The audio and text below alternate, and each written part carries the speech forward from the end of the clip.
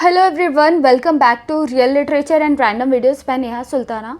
आज की इस वीडियो में हम देखेंगे क्रिटिकल थियरी की एक टॉपिक, द डिफेंस ऑफ पोएजी, जिसको सर फिलिप सिडनी ने लिखा था।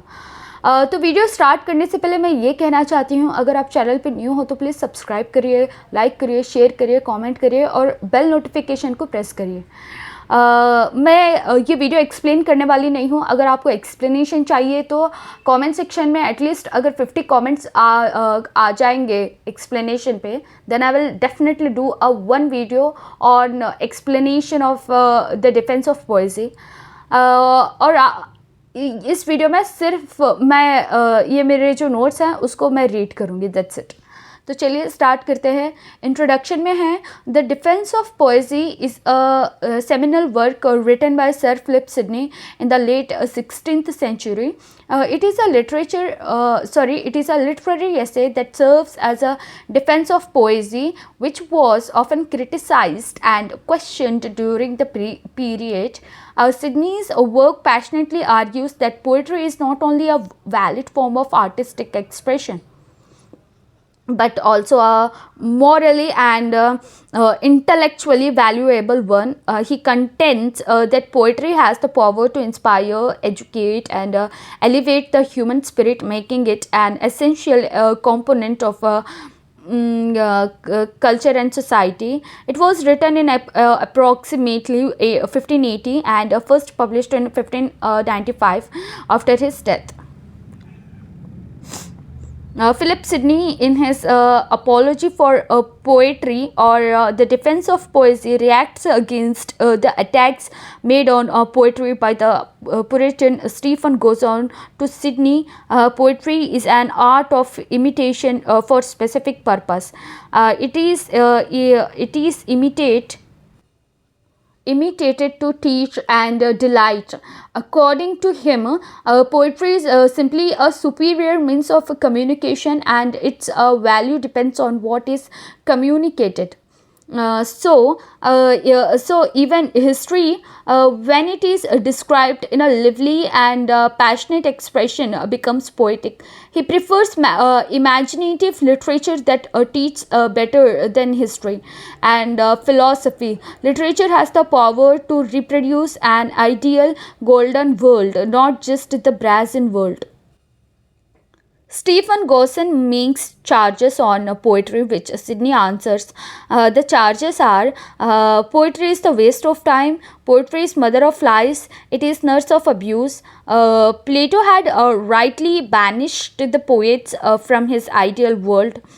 Against these charges, Sidney has answered them in the following ways. So basically this critical paper is very difficult. We know how difficult this paper is because in critical theory there is no characters or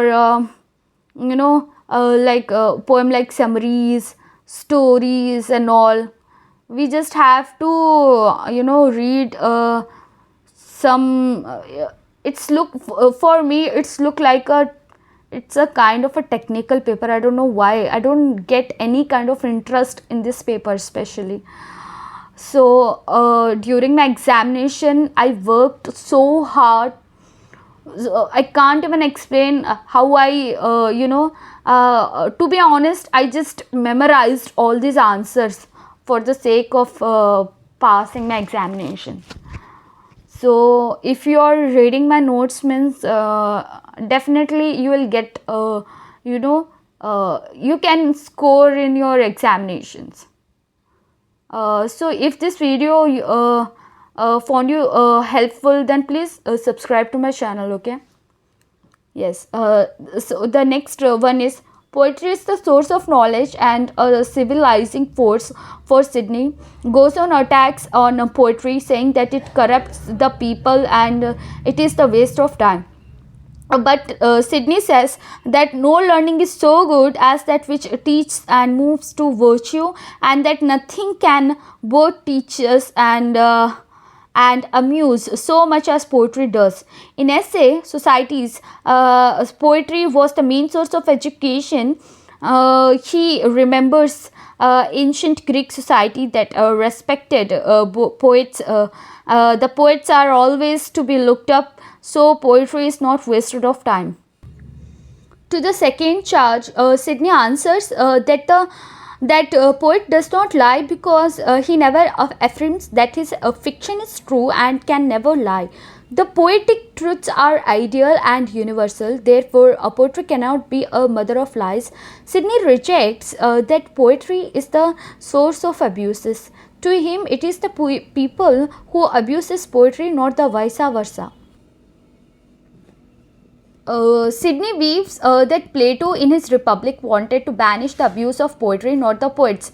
He himself was not free from poeticality, which we can find in his dialogues. Plato never says that all poets should be banished.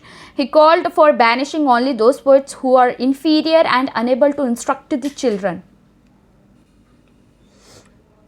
Uh, for Sidney, art is the imitation of nature, but it is not a slavish imitation as Plato weaves. Rather, it is creative imitation. Nature is dull, incomplete, and ugly. It is artists who turn dull nature into golden color. He employs his creative faculty, imagination, and style of presentation to decorate the raw materials of nature. Plato's philosophy on virtue is worthless at the battlefield, but poet teaches men how to behave under all circumstances. Moral philosophy teaches virtues through abstract examples, and history teaches virtue through concrete examples, but both are defective. In the poet's golden world, heroes are ideally presented and evils are corrupt. Didactic effort of a poem depends upon the poet's power to move. It depends upon the effective quality of poetry among the different forms of poetry like lyric, elegy, satire, comedy, etc. Epic is the best form as it portrays heroic deeds and inspires heroic deeds and inspires people to become courageous and patriotic. In this way, Sidney defines all the charges against poetry and stands for the sake of universal and timeless quality of poetry, making us know why the poets are universal genius. So here is a summary of the text. In an apology for poetry or the defense of poesy, Sir Philip Sidney sets out to restore poetry to its rightful place among the arts. Poetry gotten a bad name in Elizabethan England, disrespected by many of Sidney's contemporaries, but Sidney contends critics of poetry do not understand what poetry really is. They have been misled by modern poetry, which is frequently bad. If one understands the true nature of poetry, one will see, as Sidney shows in his essays, that poetry is in fact the monarch of the arts. Sidney does so by articulating a theory of poetry. Sidney begins his defense of poetry by noting that poetry was the first of the arts coming before philosophy and history. Indeed, many of the famous classical philosophers and historians wrote in poetry, and even those who wrote in prose. Like Plato and Herodotus wrote poetically, that is, they used poetic style to come up with philosophical allegories. Sidney then moves to the proposition where offers a definition of poetry as an art of imitation that teaches its audience through delight, which means pleasure or joy in its ability to embody ideas in compelling images. Poetry is like a speaking picture. Sidney then specifies that the kind of poetry he is interested in is not religious or philosophical, but rather that which is written by right poets. So the video comes to end. I hope you all like this video. If you really did, then please do not forget to subscribe to my channel and press the bell notification, and like the video, share the video, and do comments. See you in the next video.